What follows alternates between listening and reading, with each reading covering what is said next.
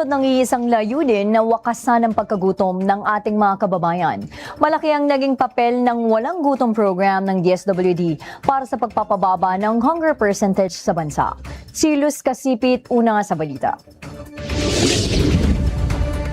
Malaki ang naging papel ng Department of Social Welfare and Development o DSWD, Walang Gutom Program at Walang Gutom Kitchen sa pagpapababa ng kagutuman sa bansa. Batay sa pinakabagong ulat ng Social Weather Station sa SWS, ipinakita ang pagbaba ng hunger incidence sa bansa sa 20.1%.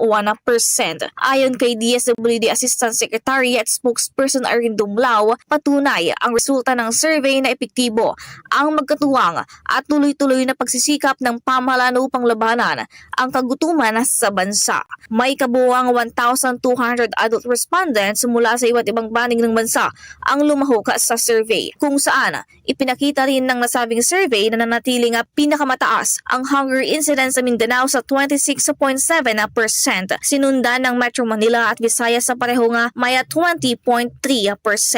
Habang mas mababa naman ang naitala sa natitirang bahagi ng Luzon sa 16.7%.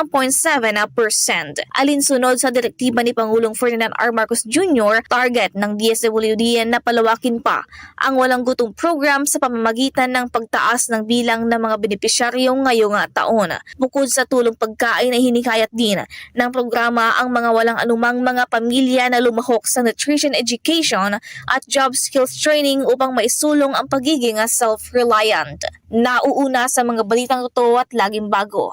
Luz Kasipit, alauna sa balita, Congress TV.